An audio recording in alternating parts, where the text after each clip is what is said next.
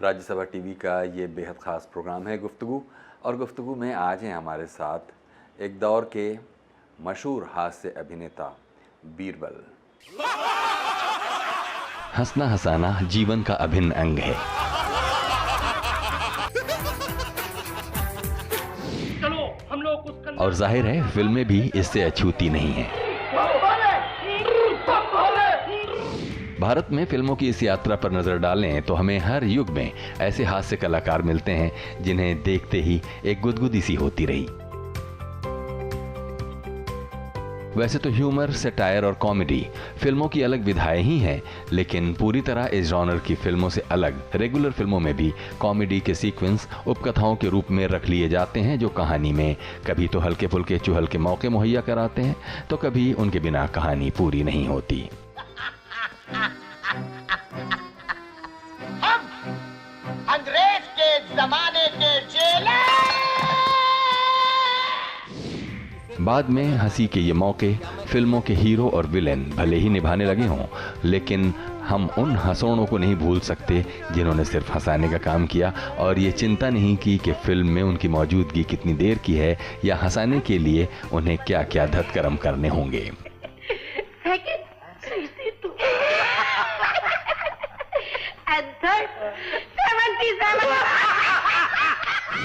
खालिस कॉमेडियनों की उस पीढ़ी के आखिरी बचे कलाकारों में ये हैं बीरबल।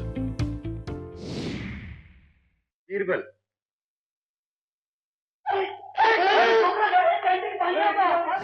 गुरु, मजा आ गया। आज तो तुमने कमाल कर दिया। दुखी मत करो सुखीराम, आज की नहीं आने वाले कल की बात बताओ। गुरु, कल रात डांडा में सेठ जी का लाखों रुपए का माल उतरने वाला है। 29 अक्टूबर 1938 को धारीवाल गुरदासपुर में पैदा हुए बीरबल का बचपन दिल्ली में गुजरा और यहीं से उनकी पढ़ाई लिखाई हुई।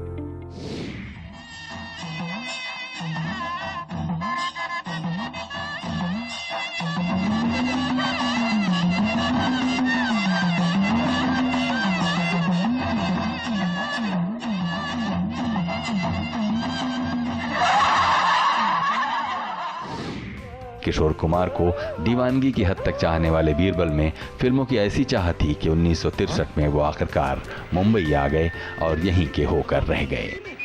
फौरन गाली का जवाब गाली से देना चाहिए, वो भी खुली हिंदुस्तानी भाषा में। स्पीड बढ़ा गुरु।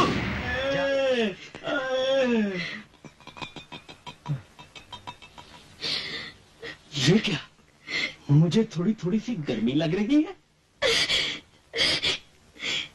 साईनाथ, तेरा लाख लाख धन्यवाद है। क्या कहा? अच्छा, नहीं कहूंगी, नहीं कहूंगी। मैंने कहा था ना, राहु काल बीत गया तो मैं ठीक हो जाऊंगा। मेरा ज्योतिष कभी गलत नहीं हो सकता।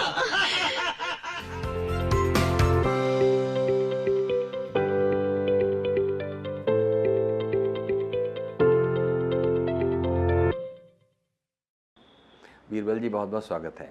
मैं भी सबको नमस्कार करता हूँ और प्यार भरा नमस्कार है मेरा। आपके प्यार की वजह से ही आज तक मैं टिका हुआ हूँ। बीरबल जी, आपका नाम बीरबल ही है? जी नहीं, मेरा असली नाम सत्येंद्र खोसला है। ये फिल्मों में आकर बीरबल हो गया। वो कैसे हुआ? वो क्या था, हम लोग शूटिंग कर रहे थे फिल्म अनीता की, राज खोसला की। तो राज खोसला कहता है, यार ये क्या नाम है तुम्हारा, सत्येंद्र, ऐसा लगता है जतिंदर, धर्मेंद्र, राजेंद्र और राजेंद्र।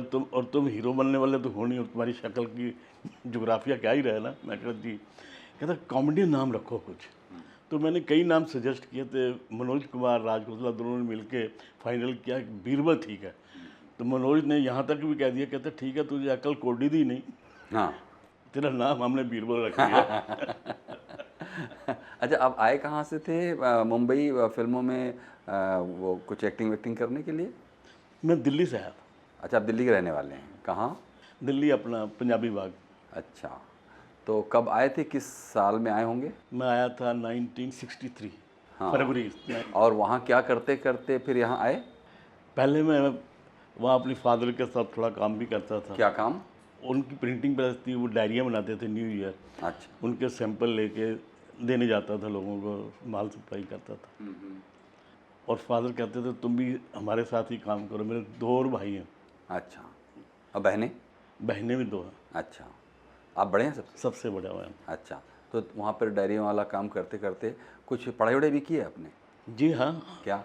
मैंने पहले हायर सेकेंडरी की, फिर उसके बाद FSc नॉन मेडिकल किया, फिर BA किया मैंने पंजाब यूनिवर्सिटी से। अच्छा।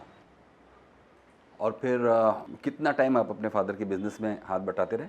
बस थोड़ा है। हाँ, हाँ। क्योंकि मेरे को खुजली तो एक्टर बनने की थी। क्यों थी खुजली? मैं किशोर कुमार का बचपन से ही फैन हूँ। उसी को देखकर मेरे को एक्टर बनने की भावना पैदा हुई। ओम प्रकाश, किशोर कुमार, इन सब की फिल्में 25-25, 30-30 दफ़ा देखता था। और उनके कुछ सीन अनेक्ट भी करता था। अच्छा। एक सीन में ओम प्रकाश का जो कॉलेज में करता था, उसका थोड़ा सैंपल हाँ, आपको सैंपल दिखाइए। हाँ।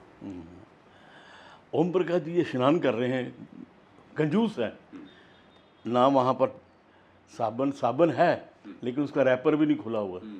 उसको बाल्टी है, बाल्टी में पानी नहीं, और एक टॉवल है, उसको लेके कर रहे हैं। तो उसकी घरवाली आती है, वो कहती है अजी मैंने कहा क्या हो रहा है? आई बैग योर पार्डन, देखती नहीं स्नान हो रहा है। ये कैसा स्नान है जी? अरे इसको ड्राई क्लीनिंग कहते हैं, यानी कि सूखा स्नान। मैं कहती हूँ सीधी तरह बाथरूम में जाकर नहाइए, नहाने से आपका बदन नहीं घिस जाएगा, लेकिन ये साबन तो घिस जाएगा, वो भी अंग्रेजी। ये अंग्रेजी नहीं, हिंदुस्तानी है। अरे हिंदुस्तानी हो या मुल्तानी, घिसता तो है ना महारानी।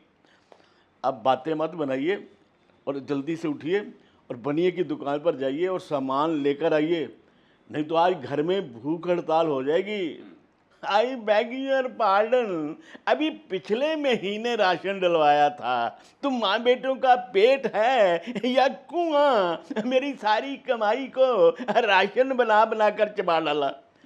कहता देखो जी, और सब तरह से गुजर हो सकता है, अगर खाने पीने से टोकोगे तो एक दिन गुजर नहीं होगा। मेरी समझ में ये नहीं आता कि तुम खाने के लिए जिंदा रहती हो या जिंदा रहने के लिए खाती हो। अरे भाग्यवान, आजकल मुल्क में खुराक की कमी हो गई है। कहते जी मुल्क में खुराक की कमी नहीं हुई, इस घर में हो गई है, तभी तो कोई नौकर नहीं यहाँ टिकता। लेकिन तुम माँ बेटे ऐसा टिके हो कि एक दिन दिवाला पीट कर ही छोड़ोगे मेरा।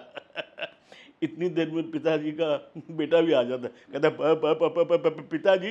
फरमाइए बेटा जी, आपकी कौन सी चीज़ खत्म हो गई है? वो भी बनिए की दुकान से लेता हूँ। कहता मैं आपका मतलब नहीं समझा।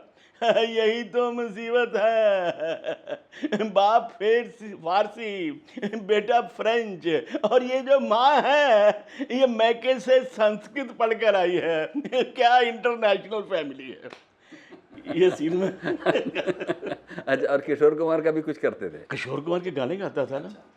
मैंने सबसे पहले गाना जो गाया था वो था तरर तरर ओहो, तरर तरर ओहो, आहा,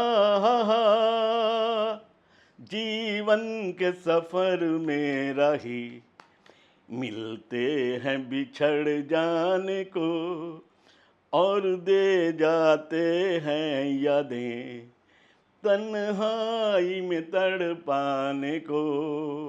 ओहो ओहो ओहो ओहो, हा हा हा हा। ये रूप की दौलत वाले कब सुनते हैं दिल के नाले, तकदीर न बस में डाले इनके किसी दीवाने को। जीवन के सफर में राही मिलते हैं बिछड़ जाने को, और दे जाते हैं यादें तन्हाई में तड़पाने को। तो यही सब करते करते आप फिर दिल्ली में एक दिन आपने सोचा कि मुंबई चला जाए, ऐसा कुछ सोचा? ऐसा सोचा। तो फिर मुंबई में आने के लिए कोई तो सहारा चाहिए, कोई तो वजह चाहिए, कोई तो टिकासरा चाहिए। देखिए, मेरे घर वाले तो डेडली अगेंस्ट थे, कहते ये फिल्म लाइन जो अच्छी लाइन नहीं है, तुम हमारे साथ काम करो। मैंने कहा नहीं जी, मुझे एक्टर बनने दीजिए, मैं उसके बगैर ज़िंदा नहीं रह सकता। तो घर वालों ने कहा जाओ, हाथ जोड़ के तो मैं यहाँ बॉम्बे आके एक गेस्ट हाउस में आके ठहर गया। फिर वहाँ से मैंने जो स्ट्रगल शुरू की, मेरे को एक सोहन बाली है वहाँ पर, नेल आर्टिस्ट है जिसके बड़े बड़े नेल है, उसने एक लेटर दिया था रामदयाल के नाम, प्रोड्यूसर रामदयाल के नाम, कि तुम जाओगे तो तुम्हें वहाँ काम मिल जाएगा। मैं गया रामदयाल जी को, वहाँ पर कोई काम कोई देता ही नहीं। पहले तो स्टूडियो के अंदर एंटर नहीं करने देते। फिर भी मैं किसी तरह से एंटर होके रामदयाल जी से मिला। वो कहते अभी तो कुछ नहीं है, अभी तो बैठो, अभी आराम करो। तो उन्होंने कहा तुम कुछ कॉमेडी करते हो, फिर तो उनको भी थोड़ी थोड़ी कॉमेडी करके दिखाई अपनी हाइट में दिखाई। तो उसके बाद करता रहा। तो उन्होंने अपनी एक फिल्म बना रही थी राजा, तो उसमें ऐसे ही मुझे खड़ा कर दिया जगदीप के साथ एक गाने के अंदर। उसके बाद जो मुझे फर्स्ट टाइम अच्छा रोल मिला थोड़ा सा, जिसमें नोटिस हुआ, वो थी दो बदन, 1964। और यानी कि यहाँ मुंबई पहुँचने और दो बदन के इस रोल को मिलने के बीच में कितना टाइम गुजरा? 1 सवा साल लगा है। 1 सवा साल। और वो 1 सवा साल बड़ी मुश्किल से गुजरे? बड़ी मुश्किल से। जैसे क्या मुश्किलें आई? देखो जी, घर वाले ने शुरू में थोड़े से पैसे भेजे, बाद में कहा कि हम तुम्हें सिर्फ टिकट के पैसे भेज सकते हैं, अगर तुम्हें वहाँ से वापस आ सकते हो, और पैसे डालने से अच्छा मैं किसी कुएं में पानी डाल दूँ। तो फिर मैं रगड़े खाता रहा, कहीं इधर से उधर से करके। किसी यहाँ पर एक फिल्मिस्तान के सामने एक होटल था, वहाँ पर उधार चलता था, तो खाना खाने के लिए ट्रेन पकड़ के यहाँ आता था, और आता था मैरन लाइन्स के। बहुत रगड़े खाए मैंने। तो एक दफ़ा तो मैं, जब मुझे रामदयाल की फिल्म में काम मिला था, तो शूटिंग थी बसंत स्टूडियो, और मैं था यहाँ पर। पहले बड़ी मुश्किल चलता पैदल दादर आया, फिर वहाँ से पैदल चल के वहाँ गया। मैं वो ज़िंदगी का वो दिन कभी नहीं भूल सकता। लेकिन वो जो होता है कि नहीं, काम करने की खुजली वो मुझे वहाँ तक लेकर गई। इसलिए शुरू में काफ़ी रगड़े खाए। और शुरू में तो एक प्रोड्यूसर था, उसके पास मैं जाता था काम मांगने। वो कहते थे ऐसा करो, अभी हमारी शूटिंग जो आएगी तुम 1 महीने के बाद आओ। तो मैं महीने के बाद फिर चला गया, फिर 2 महीने के बाद आओ, फिर चला गया। मैं अभी पीछा नहीं छोड़ा। 3 महीने के बाद जब उन्होंने मुझे कहा ठीक है हम तुम्हें काम देते हैं, हमारी शूटिंग है, तुम आ जाना, तो मैंने 4-5 दिन उनकी शूटिंग की। शूटिंग करके मैं ऑफिस गया, मैंने कहा हुजूर मैंने 4-5 दिन काम किया है, उसके पैसे। कहता पैसे? वो कैसे? अरे भाई तुमने काम मांगा था, काम दिया ना तुझे, पैसों की बात हुई थी। वो कहता है, मैंने कहा नहीं। मैंने कहा थोड़ा देखो, हमने तुम्हें काम दिया, यही बहुत बड़ी बात है, पैसे हम नहीं देते। पैसे देने होते तो मैं मोहन चोटी को नहीं बुलाता था। तो ये मेरे साथ हुआ। इसी तरह रगड़े खाते मुझे 2 बदन की शूटिंग चल रही थी। उसमें मैथ स्टूडेंट्स थे, उनमें मेरे को भी ले गए, मैं भी चला गया, जो होते ना सप्लायर उसके साथ।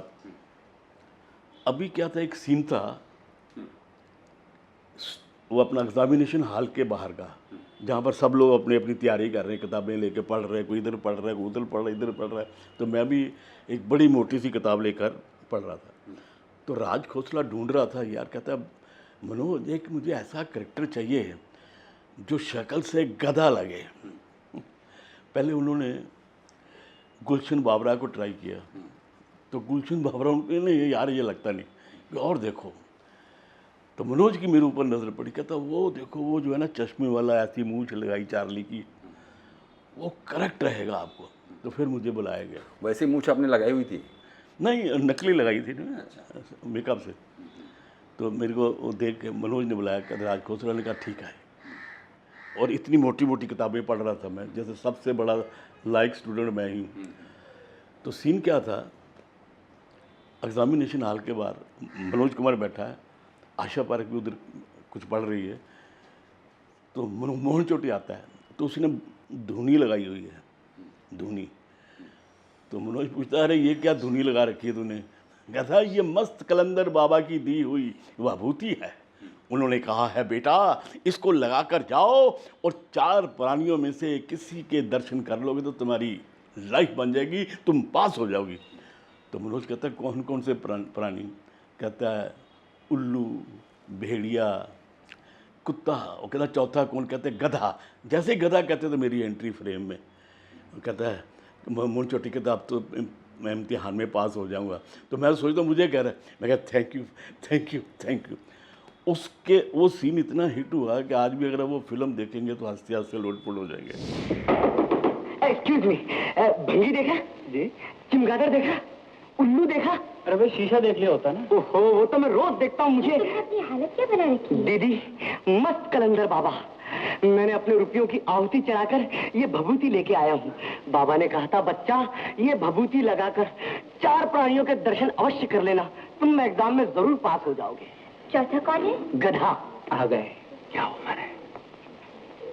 ओह धन्य भाग मेरे, अब तो मैं एग्जाम में जरूर पास हो जाऊंगा।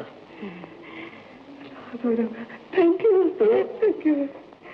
उसके बाद राज खोसला के साथ थोड़ी दोस्ती हो गई, तो उसने मुझे हर फिल्म में लेना शुरू कर दिया। और उन्हीं दिनों मुझे एक पिक्चर मिली वी शांताराम की, बूंद जो बन गई मोती। उसमें मैंने मुमताज़ के भाई का रोल किया है, भोला भाला भाई। और जब मैंने उसका ऑडिशन दिया था, मुझे लग रहा था मुझे कभी नहीं बुलाएंगे, लेकिन शांताराम जी की नज़र है, उन्होंने कहा मुझे ऐसा ही लड़का चाहिए जो दिखने में बुद्धू लगे। तो उस फिल्म के बाद मुझे लोगों ने पहचानना शुरू कर दिया कि यार ये तो बड़ा काम का एक्टर है। फिर मेरी दुकान चल पड़ी, छोटे मोटे रोल इधर उधर करता रहा। शांताराम जी की पिक्चर में बहुत अच्छा रोल था मेरा, बूंद जो बन गई मोती। उसके बाद कई फिल्में मिली मुझे, यहाँ तक कि पंजाबी की मैंने, भोजपुरी की, और यहाँ तक कि 1-2 गुजराती की, मराठी भी की, हर तरह की पिक्चर की। एक तो मैंने मद्रासी भी की कमल हसन के साथ, गुरु। तो आपने 1968 से शुरू किया होगा? नहीं 1964 से एक्चुअली शुरू हुआ। 1964 से शुरू किया। हाँ। और किस साल तक खूब काम करते रहे? हाँ। किस साल तक? अभी भी कर रहा हूँ। अच्छा। अभी भी मैं शो भी कर लेता हूँ ना, शो में किशोर कुमार के गाने गा लेता हूँ, कुछ कॉमेडी कर लेता हूँ। अच्छा। लेकिन मुझे कई किस्से ऐसे हैं जो मैं कभी भूल नहीं सकता। हाँ बताइए। देवानंद के साथ एक किस्सा सुनाता हूँ आपको। देव साहब के साथ मैं शूटिंग कर रहा था, ये फिल्म इश्क इश्क इश्क।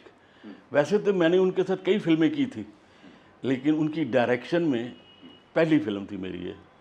तो उनकी डायरेक्शन में मुझे जो असिस्टेंट थे उनके गोगी आनंद, उसने डरा दिया कि बीरबल देवानंद बड़ा ख़तरनाक आदमी है, अगर तूने एक भी अपनी लाइन चेंज की तो तेरी सरेआम बेइज्जती कर देगा।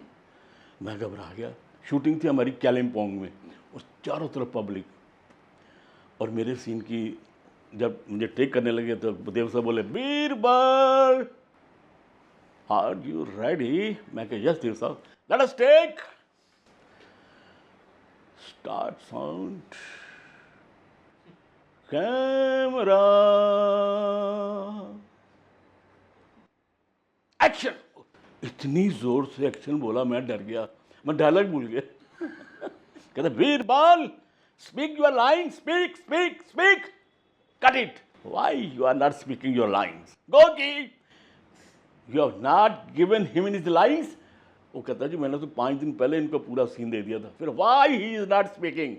मैं कहा देव साहब अब आप टेक करिए, मैं बोल लूँगा। अब मुझे पता लग गया ना स्टाइल क्या है। मैंने कहा फिर वही स्टार्ट साउंड, कैमरा, एक्शन। अब मैं नहीं डरा। मैंने कहा ये जो आप तस्वीर देख रहे हैं ये एक महापुरुष की तस्वीर है। ये लाइनें थी आपकी? जो 15 साल पहले कहाँ चला गया, किधर चला गया, कोई नहीं जानता। प्लीज़ आज भी इसकी तलाश कर। Cut cut cut cut. अब मैंने सोचा मैं लाइनें तो ठीक बोल रहा हूँ, फिर क्यों कट? कहता Birbal I want speed, you understand? See me what I want, you stand here the camera and see what I want. अब देव साहब मेरा सीन कर रहे हैं, look at me, don't look here and there, look at me. तो अब देव साहब बोल रहे हैं, ये जो आप तस्वीर देख रहे हैं उस महापुरुष की तस्वीर है जो आज से 15 साल पहले कहाँ चला गया, किधर चला गया, कोई नहीं जानता। पुलिस आज भी उसकी तलाश कर रही है। I want like that, you understand? मैं कहा यस सर। तो हालत खराब, चारों तरफ पब्लिक देख रही है और मेरा पहली दफा जुलूस निकल रहा है। मैं कहा, और फली मिस्त्री कैमरामैन था, वो ट्रॉली पे थे। अभी क्या हुआ, तो मैंने कहा ठीक है देव साहब, जैसा आप चाहते हो वैसा ही कर देता हूँ। अब उन्होंने कहा फिर वही अपना स्टार्ट साउंड कैमरा एक्शन। मैंने कहा ये जो आप तस्वीर देख रहे हैं उस महापुरुष की तस्वीर है जो आज से 15 साल पहले कहीं चला गया, किधर चला गया, कोई नहीं जानता। पुलिस कहता काट काट, नॉट इन माई स्टाइल।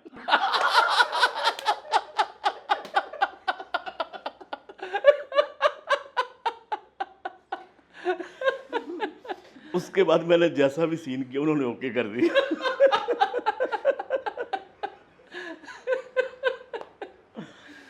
और उसके बाद काफ़ी दिनों के बाद फिर हमें शूटिंग कर रहे थे ये लूट मार फिल्म की शिमला में।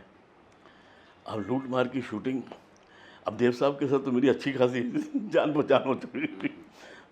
शूटिंग के बाद बोले Birbal let us have a walk and talk. मैं कहूँ कि सर, अब देव साहब चल रहे हैं और मैं पीछे पीछे दौड़ रहा हूँ। थोड़ी देर का मेरी हालत ख़राब होगी। मैं कहा देव साहब अब मुझसे और नहीं चला जाता। कहता come on, you are young boy. मैंने कहा जी यंग बॉय तो आप है, मैं तो ओल्ड बॉय हूँ। कहता never say you are old, you are as old as you feel. Try to live in the company of beautiful girls, you will never feel old. उसके बाद हम दोनों एक चट्टान पर बैठ गए। बातों बातों में पता चला कि देव साहब को भी किशोर कुमार बहुत पसंद है। अब तो मैंने कहा किशोर दा का आपको कौन सा गाना पसंद है? कहता Birbal I like many of his songs. लगा कोई एक तो बताओ। वो कहते हैं वो फिल्म थी 3 देवियाँ, उसका गाना है ख्वाब हो तुम या कोई हकीकत, कौन हो तुम बतलाओ, देर से कितनी दूर खड़ी हो और करीब आ जाओ। मैंने कहा देव साहब तरन्नुम में सुनाई। और सच कहता हूँ उन्होंने जो तरन्नुम में सुनाया मैं सुनकर दंग रह गया। वो बहुत अच्छा गाते भी थे। अच्छा, उनकी आवाज़ कमाल की थी। वो गाना थोड़ा सा लाइनों में, ख्वाब हो तुम या कोई हकीकत, कौन हो तुम बतलाओ, हो देर से कितनी दूर खड़ी हो और करीब आ जाओ, ख्वाब हो तुम या कोई हकीकत, कौन हो तुम बतलाओ, ओ देर से कितनी दूर खड़ी हो और करीब आ जाओ। उन्होंने जो गाना गाया मैं मुंह ही देखता रह गया। मैं कहा देव साहब आप इतना अच्छा गा लेते हैं। बीरबल यस।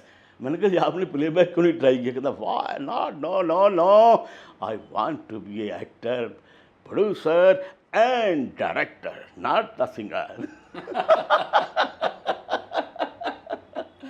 ये कैसे ऐसे किस्से हैं जो मैं कभी भूल नहीं सकता। इसी तरह से एक किस्सा है, हम लोग शूटिंग कर रहे थे फिल्म बॉम्बे टू गोवा। वहाँ पर मद्रास में हम लोग जब शूटिंग करते थे जितने एक्टर आते थे ना सब इकट्ठे हो जाते थे धर्म जी के रूम में। धर्म जी के रूम में इकट्ठे हो गए। अब सब ने 4-4, 6-6 पैक हुए होने के बाद तो अब धर्म जी को शरारत सूझी। ओम जी भी आए हुए थे वहाँ। ओम जी थे ठहरे हुए अशोका होटल में। अच्छा, और ओम प्रकाश जी, विनोद खन्ना भी साथ थे। तो अब कहते हैं ऐसा करते हैं, ओम जी को फ़ोन लगाते हैं और बीरबल तू ओम जी से ओम जी की आवाज़ में बात करेगा। अरे मैंने कहा नहीं, मैं नशे में था, तो 2 पैग मुझे और दे दी। अरे मैं करूँगा। अब पहले विनोद खन्ना ने फ़ोन लगाया और कहता sir, Om ji told after 9:30 no phone, you talk in the morning. अब धर्मेंद्र तो बहुत तेज़ है ना, उसने अल्लाह मुझे, मैं फ़ोन करता, उसने कहा hello, I am Ranga Swamy speaking from Vahini studio, very important work इनके, call mister Om Prakash. Okay sir, okay sir.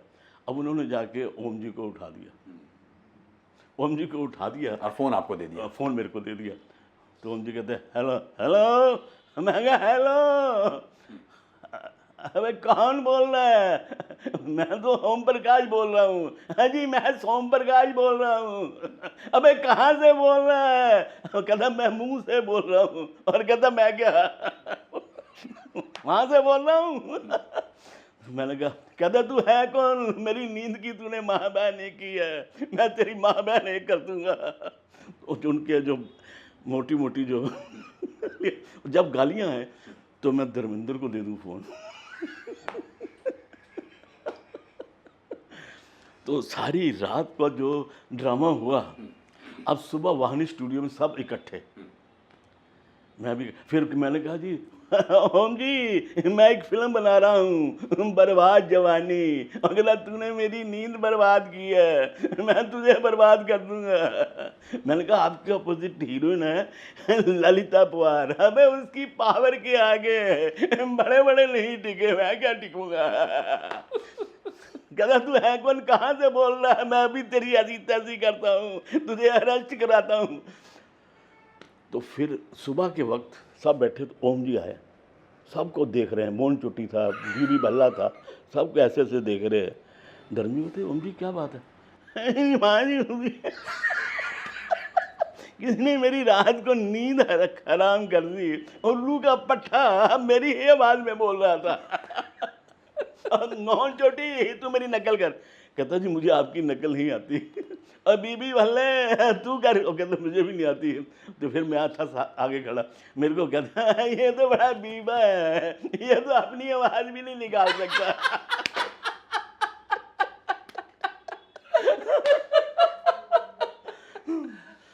ऐसे बहुत सारे किस्से हैं जिनको मैं कभी भूल नहीं सकता। और हर एक एक्टर के साथ है, मेरे किशोर कुमार के साथ भी है, महमूद साहब के साथ है। वैसे किशोर कुमार का भी एक किस्सा सुना देता हूँ। जब हम लोग शूटिंग कर रहे थे बॉम्बे टू गोवा की, ये वाला किसका था? ये भी तो बॉम्बे टू गोवा का किस्सा बताया? हाँ, ये शूटिंग कर रहे थे और हम लोग इकट्ठे होते थे रात को धर्म जी के कमरे में। अच्छा। और ये स्टूडियो में लंच टाइम में हम लोग बैठे थे, तो मोहन चोटी ने किशोरदा से बोल दिया, कहते जी ये जो बीरबल है ना, ये आपके गाने गा गा कर हमें बोर करता रहता है।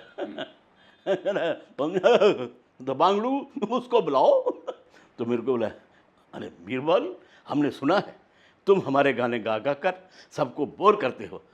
मैंने कहा जी आई एम सॉरी।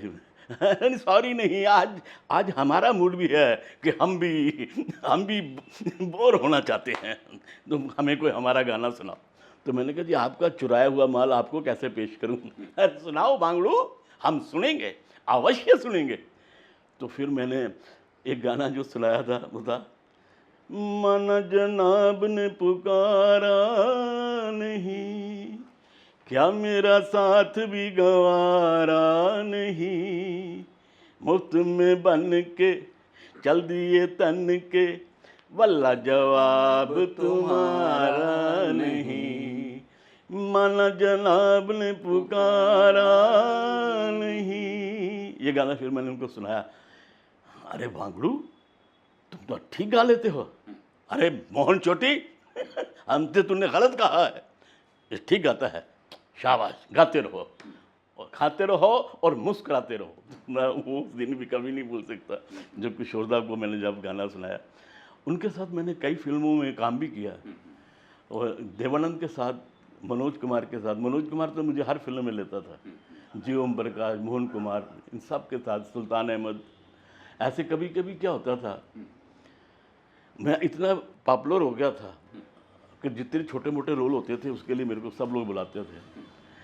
और कभी कभी क्या होता था, 3-3 4-4 शूटिंगें एक ही दिन में आ जाती थी, तब मेरा बड़ा बुरा हाल होता था।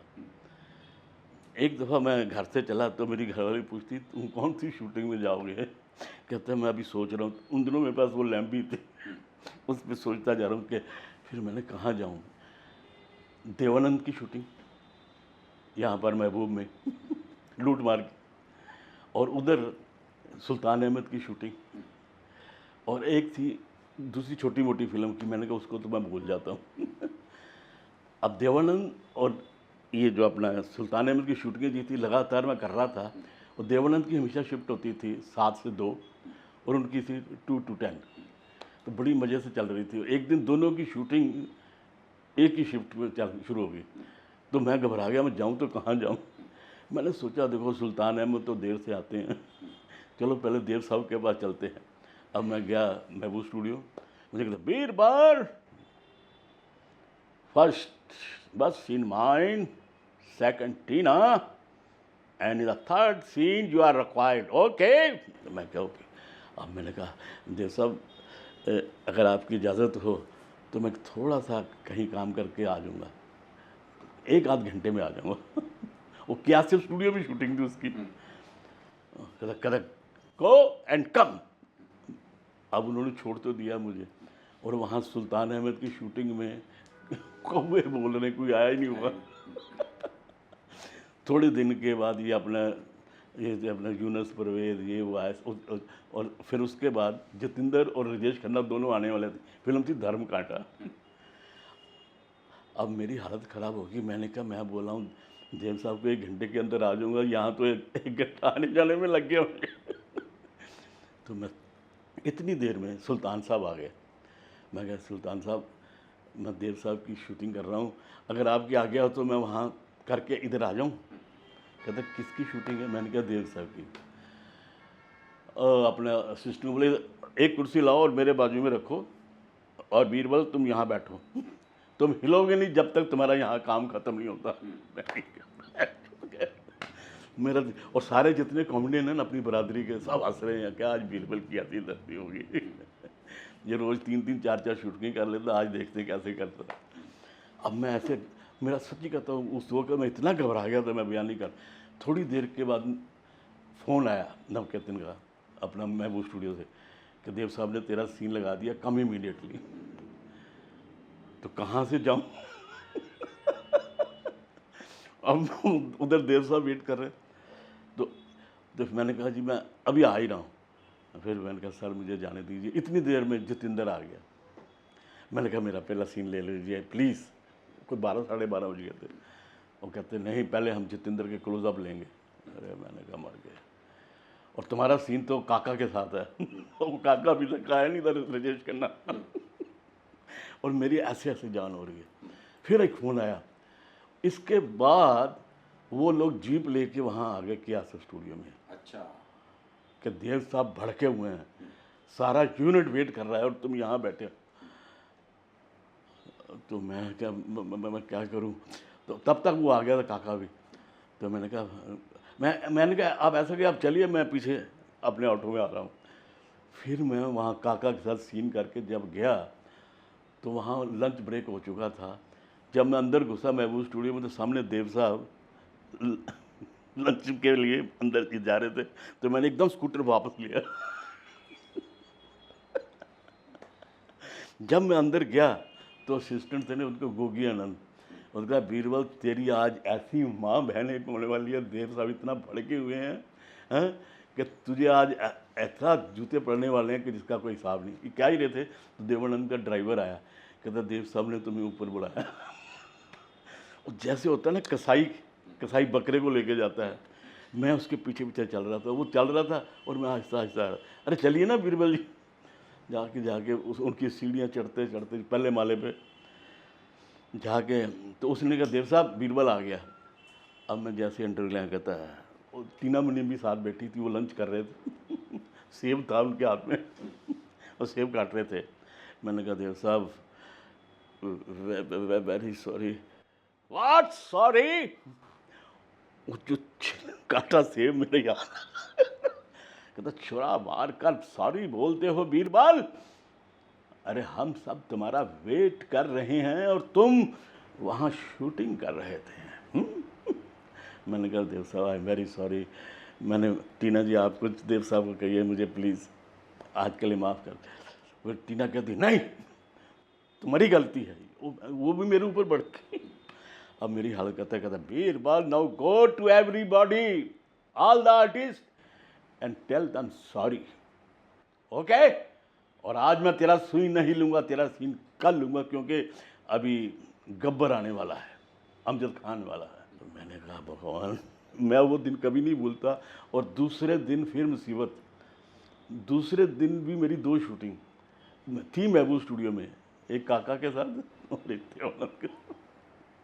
अब देव साहब तो बड़े टाइम के पंक्चुअल है ना, उन्होंने काम शुरू कर दिया। अब मेरा वो सीन ले ही रहे थे हैं, इतनी देर में वो आ गया उसका असिस्टेंट अनिल गंगोली का, कहता है बीरबल बीरबल काका आ गया, काका आ गया। Who is there? देव साहब ने चिल्लाया वापस।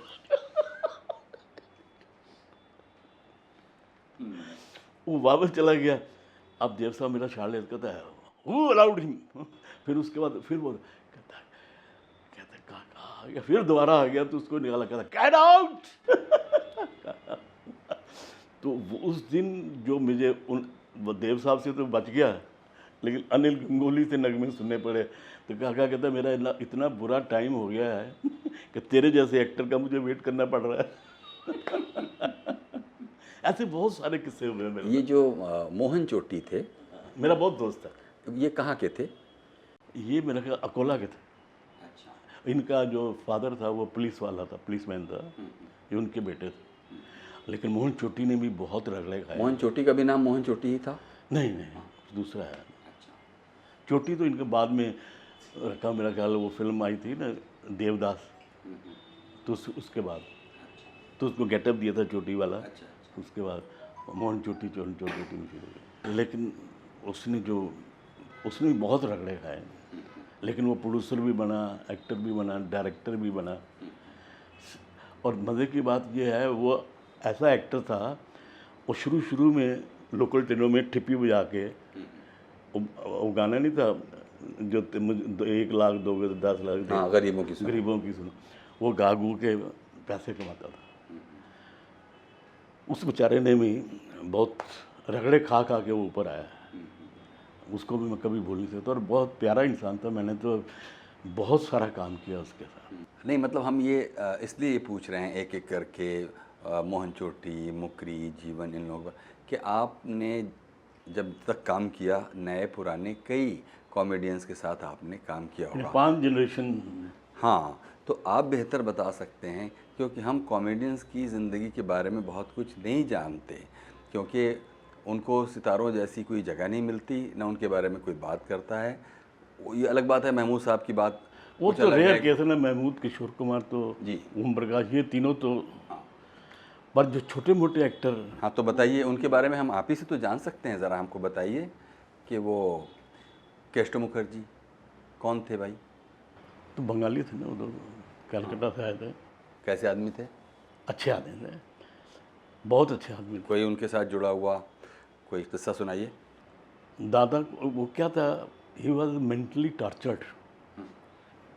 क्या होता ना, घरों में कलेश चलता है तो उसका इम्पैक्ट आर्टिस्ट की लाइफ पर आता है। वो बेचारा घर से काफ़ी दुखी था, तो उस चक्कर में पीता रहता था। तो मैं उसको कई दफ़ा बोला दादा मत पियो, तो मुझे को डांट देते थे नहीं। जबकि मशहूर यह है कि केस्टो मुखर्जी ने ज़िंदगी में कभी शराब नहीं पी। बिल्कुल झूठ, जॉनी वॉकर ने नहीं पी, ये मैं कह सकता हूँ। Johnny Walker never touch any drink, beer भी नहीं पी होगी साथ। उनको मैं बहुत क्लोजली जानता हूँ, उनके साथ मैंने काफ़ी फिल्मों में काम किया है, मैंने कभी नहीं देखा उनको पीते हुए। और बड़े प्यारे इंसान जॉनी वॉकर, उनके साथ काम करके मुझे इतना मज़ा आता था, मैं आपको बयान नहीं कर सकता। कई फिल्मों, मैंने उनके साथ एक फिल्म की थी दुनिया, देवानंद वैजंती माला वाली, उसमें जॉनी वॉकर का मैं असिस्टेंट रहता हूँ। तो उसमें एक गाना था, तू ही मेरी लक्ष्मी तू ही मेरी छाया। उस गाने में हम दोनों को यूज़ किया था, लेकिन इतना कॉपरेट किया उस आदमी ने, मैं आपको बयान नहीं कर सकता। पहले जो एक्टर थे ना, वो उनमें एक फैमिली एटमॉस्फेयर होता था। इवन महमूद इतना बड़ा एक्टर था, आपको पता कि हम सारे जब कॉमेडियन इकट्ठे होते थे तो अपना रूम छोड़ के हम लोगों के साथ आके बैठ जाता था। Even Dada Kondke, he was also down to earth, उनके साथ भी मैंने 2-3 पिक्चरें की। वो भी बहुत प्यारा इंसान थे, वेरी नोबल सोल। और कॉमेडियन वही बनता है जो कि जिसकी प्योरिटी ऑफ हार्ट होगी। अगर आप दिल के सच्चे इंसान नहीं हैं तो आप ना आप एक्टर बन सकते, ना आप कॉमेडी कर सकते। वो चीज़ें एक्टिंग में आती हैं। ओम प्रकाश जी भी बड़े प्यारे इंसान थे, उनके साथ मैंने इतना काम किया है। लेकिन उनके वो जो प्यार की गालियाँ देते थे कि नहीं, वो एक्टर कोई बुरा नहीं मानता था उनको। धर्मेंद्र तो मजे लेता था ना। और असित सेन? असित सेन भी अच्छे बंगाली थे। ये अपने बिमल राय के ग्रुप में ज़्यादा रहे। और देवन वर्मा? वो बहुत ही अच्छे थे। Deven Verma was the most natural comedian. उसने कभी पफूनरी नहीं की, वो सिचुएशंस में उसने प्ले किया है। पहले सिचुएशनल कॉमेडी होती थी और आजकल तो आप देखते हैं बफूनरी होती। पहले जो सबके नेचुरल स्टाइल थे, ओम प्रकाश का अपना स्टाइल था, जॉनी वॉकर का अपना था, किशोर कुमार का अपना था। जो भी कहिए, लेकिन फिल्मों में एक तो चीज़ ये हमको समझ में आई आपसे बात करके कि जो लोग हंसाते हैं कॉमेडी के ज़रिए, उनकी अपनी ज़िंदगी, जैसे खुद अपने बारे में आपने बताया कि बहुत पापड़ बेलने पड़े और बहुत रगड़ पट्टियाँ ज़िंदगी में रहीं। आप और भी लोगों की ज़िंदगी देख लीजिए, कोई ऐसा चांदी का चम्मच तो मुंह में लेके आया नहीं सब, लेकिन एक तरफ घरों में क्लेश है और पैदल चल के यहाँ से वहाँ आ रहे हैं और लोगों को हंसा रहे हैं। और क्योंकि दिल के अंदर भावना थी कि मुझे कॉमेडियन बनना है, वो जो भावना थी वो मुझे खींच के लेके जाती थी। कई दफ़ा तो मुझे फाके भी करने पड़े। वो दिन अभी भी याद करता हूँ कभी कभी, लेकिन इंसान को अपने ज़मीन पर ही रहना चाहिए। लेकिन अगर देखिए तो कॉमेडियनों की ज़रूरत क्या थी फिल्मों में? कहानी में ज़बरदस्ती कुछ रिलीफ, हल्का फुल्कापन लाने के लिए उनको ठूस दिया जाता था। पहले तो ऐसा था कि 2 ट्रैक होते थे, एक हीरो का ट्रैक, एक कॉमेडियन का ट्रैक। 2 स्टोरी चलती थी साथ में। वो जो हीरो कॉमेडियन का ट्रैक होता था उसमें हम सब लोग इन्वॉल्व हो जाते थे, छोटे मोटे जितने, मोहन चोटी, मैं, पॉल्सन भी था ना हमारे टाइम। क्या नाम? पॉल्सन, मोटा। वो अपना था ना, ये अपनी फिल्म आई थी ये जो यादगार, एक तारा बोले, उसमें था वो हनुमान जी का बहुत बड़ा भक्त था। उसकी बहन भी थी इंदिरा बंसल। उनका नाम पोल्सन क्यों रहा होगा? उनका नाम कुछ और था वैसे, फिल्मों में पॉल्सन के नाम, वो बंसल था उसका नाम कुछ। उसकी बहन जो थी उसका नाम था इंदिरा बंसल। तो देखिएगा कि हम लोगों के यहाँ जो कॉमेडी होती है, और फिर कॉमेडी आप देखेंगे कि चार्ली चैपलिन की कॉमेडी होती है। हम लोगों की कॉमेडी तो ऐसे ही कि राजेंद्र नाथ पता चला कि एक पटरेदार पैजामा पहने हुए हैं, उसका इज़ारबंद लटका हुआ है, लोग बेकार में ही हंस रहे हैं। इसमें हंसने की क्या बात है? ऐसी सिचुएशन पैदा करके गरीब लोगों पर, बेसहारा लोगों पर, मजबूर लोगों पर किसी का इज़ारबंद लटका ही है तो लटका है, उसमें हंसने की क्या बात है? लेकिन एक बात बताऊं आपको, कई नेचुरल कॉमेडियन में थे। आपने कभी जॉनी वॉकर को बफूनरी करते देखा है? ओम प्रकाश को देखा है? देवन वर्मा को देखा है? They are the very very natural comedians. उनका अपना एक स्टाइल है, उससे वो लोगों को हंसाते थे। कष्ट मुखर्जी का अपना एक स्टाइल था, वो उन लोगों ने बफूनरी नहीं की। और किशोर कुमार ने कभी भी ज़िंदगी में डबल मीनिंग डायलॉग नहीं बोला। उसने हमेशा सिचुएशन पे प्ले किया है और उसका अपना स्टाइल है किशोर कुमार का। और साथ में he is the one of the finest singers of India. और बाद में जो उसने सीरियस गाने भी गाए हैं, दुखी मन मेरे ये वगैरह, वो तो कमाल है ना, हर तरह के गाने गाता था वो। दुखी मन मेरे जब गाने की रिकॉर्डिंग हो रही थी तो सब ने कहा था किशोर दा को ये गाना मत गवाइए, रफ़ी साहब से गवाइए। तो एस.टी. बर्मन कहता नहीं, किशोर ही गाएगा। और गाना कितना अच्छा गाया उसने, क्या फीलिंग्स है गाने के अंदर। मेरे महबूब क़यामत होगी, आज रुसवा तेरी गलियों में, मोहब्बत होगी, ऐसे गाने जो आप कभी भूल ही नहीं सकते। दुखी मन मेरे थोड़ा गाइए। दुखी मन मेरे सुन मेरा कहना,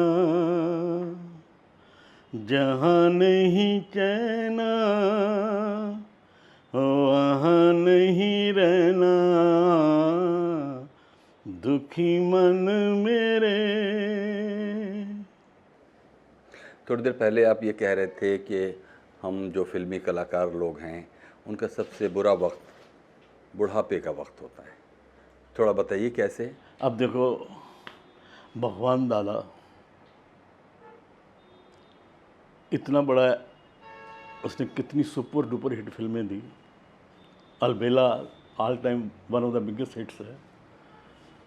उसका भी बेचारे का जब अंतिम समय था उसके पास ही काफ़ी, यहाँ तक कि हर एक कॉमेडियन जो बड़े बड़े हैं उनका माली हालत बड़ी खस्ता हो जाती है, क्योंकि हम लोगों को लिमिटेड पैसे मिलते रहे हैं। अगर फिल्म हिट होती है तो प्राइस सिर्फ हीरो हीरोइन की बढ़ती है, हम लोगों का कुछ फ़र्क नहीं पड़ता। हम लोग जस्ट लाइक कांदा और बटाटा जो हर मौसम में एक ही भाव चलते हैं। हीरो की प्राइस बढ़ जाती है, हीरोइन की बढ़ जाती है, या जो मेन विलन होता है उसकी बढ़ जाती है। बाकी जितने एक्टर हैं ना बेचारे, इवन आप देखिए भारती भूषण जैसा आदमी, इतना बड़ा हीरो, कितनी बड़ी बड़ी फिल्में उसने की, अंत में वो भी बेचारा छोटे छोटे रोल। भगवान दादा को देखो, ये मेरे सब सामने के। और क्या होता है ना कि आदमी के जो खर्चे होते हैं, जब अच्छा पीरियड होता है वो उस वक्त तो चल जाता है कि माल आ रहा है। जब हमारे पास काम नहीं होता तो फिर थोड़ा वो बचा खुचा। पहले तो आर्टिस्ट ऐसे कई आदमी आपको तो कितनी गुर्बत में मरे हैं। इवन वो अपना वो एक्टर जो था अपना बड़ा सन्नाटा छारा वाला, एक ही एंगल, उस बेचारे के देखो अब कितने। अब सतीश कौल हीरो था अपने टाइम पे, आज वो बेचारा वृद्धाश्रम में पड़ा हुआ। इस लाइन में क्या, जब तक आपकी दुकान चलती है यू आर ए किंग, और जब दुकान नहीं चलती तो बाहर वाले बाद में लात मारते, पहले घर वाले मार देते हैं। ये धरती पे बोझ है, ये बड़ी दुखदायक बात है। और जैसे गवर्नमेंट में तो क्या है कि अगर आप 60 साल के ज़्यादा आपका एज हो जाती है तो पेंशन लग जाती है। यहाँ कोई पेंशन नहीं है। हमें इस उम्र में भी मैं भाग दौड़ करता हूँ। I am now nearing 80। आज भी जाके स्टेज पे खड़ा होके टूटी टांगों के साथ भी खड़े हो गाने गा लेता हूँ। तो इसका इलाज, इसका जवाब क्या है, इसका तोड़ क्या है? तोड़ क्या है, मैं क्या चाहता हूँ, अब सिंटा है, ये जो संस्थाएं हैं, इन लोगों को, ये जो पुराने एक्टर हो जाते हैं, इनको कुछ फिक्स अमाउंट देना चाहिए, तो उनको बड़ी हेल्प हो जाती है। वो किसको देते हैं, ऐसे छोटे मोटे 2-4 को दे देते हैं जिनके साथ इनके नज़दीकी रिश्ते होते हैं। बाकी जो असली बेचारे हैं वो सफ़र करते हैं। ये बड़ी दुखदायक बात है। एक कॉमेडियन का किस्सा मैंने पढ़ा था। एक आदमी को डॉक्टर कह रहा था उस आदमी को कि देखो, अगर तुम्हें ज़िंदगी में खुश रहना तो फलाने एक्टर के पिक्चर देखो, उसमें तुम बहुत हंसोगे और तुम्हारी सारी बीमारियां दूर हो जाएंगी। और कहता है, डॉक्टर साहब वो आदमी मैं ही। This is the reality of the life. इसलिए इंसान को, मैं तो कहता हूँ इंडस्ट्री में कुछ ऐसा होना चाहिए कि जो आपको पता है कितने पुराने करेक्टर एक्टर हैं जिनकी क्या माली हालत होती है एंड में, यहाँ तक कि इलाज के लिए भी पैसे नहीं होते उनके पास। और पहले जो फिल्में बनती थी ना, उन फिल्मों में कोई स्टोरी होती थी, कोई आइडिया होता था, कोई मैसेज होता था। पहले गाने भी होते थे, उसमें भी मीनिंग होते थे। वो गाना कितना ज़बरदस्त था, देवानंद के ऊपर था। मैं जिंदगी का साथ निभाता चला गया, हर फिक्र को धुएं में उड़ाता चला गया, मैं जिंदगी का साथ निभाता चला गया। उसके अंतर कितने अच्छे हैं। गम और खुशी में फर्क न महसूस हो जहाँ, गम और खुशी में फर्क न महसूस हो जहाँ, न महसूस हो जहाँ, मैं दिल को उस मुकाम पे लाता चला गया, हर फिक्र को धुएं में उड़ाता चला गया। वो कहता है, और वो सबसे अच्छी लाइन है, बर्बादियों का सोग मनाना फजूल था, बर्बादियों का सोग मनाना फजूल था, मनाना फजूल था, बर्बादियों का जश्न मनाता चला गया, बर्बादियों का जश्न मनाता चला। हर गाने में कितने मीनिंगफुल लाइनें हैं। Philosophy of life, that is Bhagavad Gita. और सबसे अच्छी बात है, जो मिल गया उसी को मुकद्दर समझ लिया, जो मिल गया उसी को मुकद्दर समझ लिया, मुकद्दर समझ लिया, जो खो गया मैं उसको भुलाता चला गया, हर फिक्र को धुएं में उड़ाता चला गया, मैं जिंदगी का साथ निभाता कितनी ज़बरदस्त लाइनें ये साहिर साहब ने लिखी हैं, लेकिन कितना मीनिंगफुल सॉन्ग है। पहले जो गाने बनते थे उसमें एक मैसेज होता था।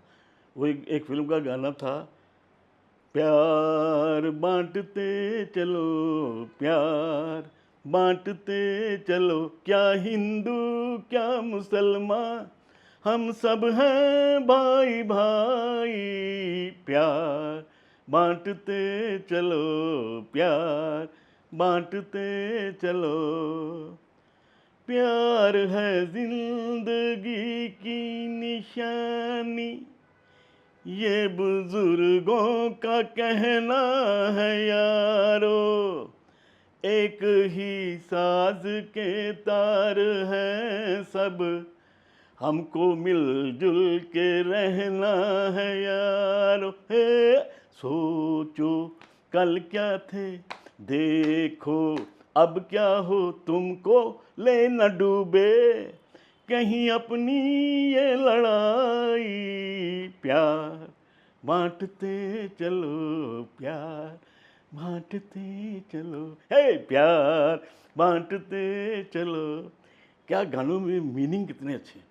ये बताइए बीरबल जी, वही जो 20-22 साल की उम्र में आपके ऊपर जो फिल्मों में आने का भूत सवार हुआ और आखिरकार आप आ ही गए थे, और जो ये ज़िंदगी गुजर रही है, जब इस सफ़र पर देखते हैं और ये जो घुटनों का दर्द और 80 साल की उम्र में भी स्टेज पर गाने की मजबूरी, ये सब मिलकर क्या तासुरात पैदा होते हैं। मैं तो कहता हूँ जब तक इंसान ज़िंदा है उसको कर्म करते रहना चाहिए, क्योंकि कर्म की खुशी के आगे आदमी सब गम भूल जाता है। Do your duty in the best possible way, that is a philosophy of life. आज मैं बड़ा खुश हूँ, मुझे भूल गया हूँ कि मेरे घुटनों में लगता है आप लोगों के साथ बैठ के।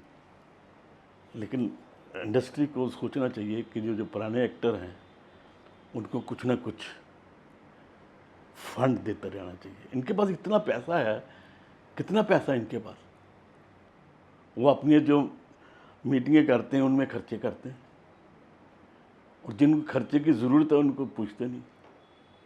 और पहले जो हमारे ज़माने में कहते थे इंग्लिश फिल्में मत देखो, तुम्हारा करेक्टर ख़राब हो जाएगा।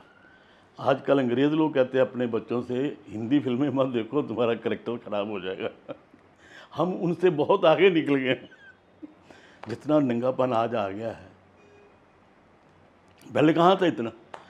तो हम लोग अब बातचीत ख़त्म करेंगे बीरबल जी, लेकिन ख़त्म करें उससे पहले देव साहब का एक और किस्सा हमको ऐसा सुनाइए जो आपको याद रह गया हो। देव साहब के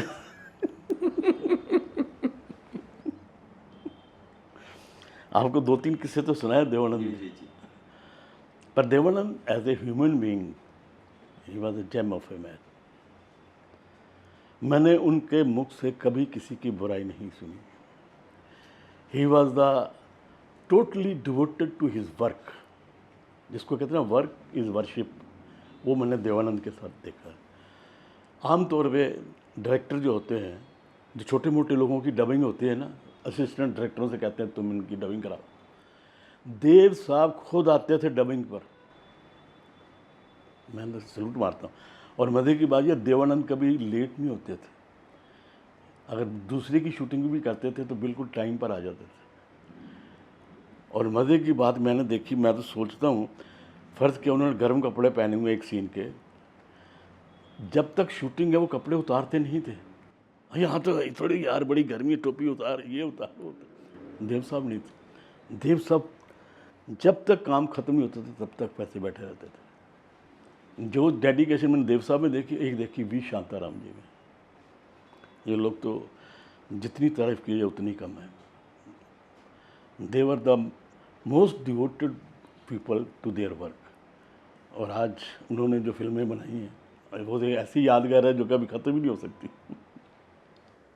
तो आपकी अपनी ही किसी फिल्म का कोई डायलॉग या कोई सिचुएशन हमको बताइए जिससे हम प्रोग्राम ख़त्म करें। मेरा अपने डायलॉग तो मैं आपको सुनाया, कितने डायलॉग सुना दिए हैं, अभी अपने डायलॉग क्या सुनाऊँ मैं। जीवन साहब का कुछ किस्सा उनकी आवाज़ में बताइए। मैं हर एक एक्टर की नकल नहीं कर सकता। जैसे देवानंद है, किशोर कुमार है, ओम प्रकाश है, इन लोगों के मैं किस्से कर सकता हूँ, सुना सकता हूँ आपको। ओम प्रकाश तो बहुत मज़ेदार आदमी थे ना, उनके अबे वो लल्ली राम टल्ली एक फिल्म आई थी, क्या नाम है, ये देव साहब की फिल्म थी, मैं साहब बहादुर, उसमें सारे हम लोग कॉमेडियन थे। मैं ये रियल किस्सा सुनाता हूँ आपको। तो सब लोग आए हुए थे, तो सुबह का टाइम था, चेतन साहब, चेतनानंद जी, वो शॉट लगा के बैठे थे, असरानी और वी गोपाल का। तो शॉट नहीं ले रहे थे, उनको आवाज़ चाहिए थी ओम प्रकाश की। तो वी हुआ ना, वी गोपाल कहता है जी आपको सिर्फ आवाज़ चाहिए ना, आवाज़ तो बीरबल भी दे दे, ओम जी की आवाज़ दे देगा। तो मैंने कहा नहीं, मैं जूते नहीं खाने ओम जी से, उनकी आवाज़ देकर। तो देव साहब कहता Birbal you speak, I will tell Om that I told you. अब देव साहब ने कहा, तो फिर उसका सीन क्या था, असरानी और वी गोपाल जा रहे हैं, कैमरा ऐसे रखा है, सामने जा रहे हैं, तो ओम जी की आवाज़ आती, अबे ओ लल्लू पंजू कहाँ जा रहे हो? मालिक हम सामान लाने मार्केट में जा रहे हैं। उल्लू के अट्ठो, सामान लेकर सीधा घर वापस आना, किसी दारू खाने में मत घुस जाना, और फौरन जाओ और जल्दी आओ, समझे? अब जब ये रिहर्सल देखी, देव साहब इतना हंसे, कहते यार ये तो बिल्कुल फर्स्ट क्लास, टेक करो। अब जब टेक कर रहे थे, रियल जो ओम प्रकाश जी आ गए, और मुझे नहीं पता, और पीछे मेरे चप्पल निकाल के खड़े हैं कि वो शॉट ओके हो, मैं इसकी ऐसी तैसी करूं। जैसे शॉट ओके हुआ, तेरी चप्पल लेके मेरे पीछे भागे, फिर मुझे देव साहब ने बचाया। ये ऐसे सीन है जो कभी भूल नहीं सकता मैं ज़िंदगी के। तो बहुत बहुत शुक्रिया बीरबल जी। मेरा भी आप सबको बहुत हाँ, जो आपने बहुत मुझे अच्छा प्यार लगा। दिया है, और देखने वालों का भी मैं शुक्रिया अदा करता हूँ, सबको प्रणाम करता हूँ। बहुत बहुत शुक्रिया।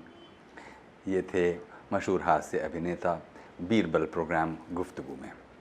कुछ कहना चाहते हो आज के इस एपिसोड के बारे में तो हमें लिखिएगा ज़रूर feedback.rstv@gmail.com पर, और बीरबल जी के लिए भी अपनी कोई बात पहुंचाना चाहते हो तो आप इसी ईमेल आईडी पर भेज सकते हैं। फ़िलहाल इरफान आपसे यहीं इजाज़त चाहता है, और इस हफ्ते जो आपकी प्रतिक्रियाएं, जो आपके फीडबैक हम तक पहुँचे हैं, उनमें से एक फ़ीडबैक फ़िलहाल आपके लिए ये रहा।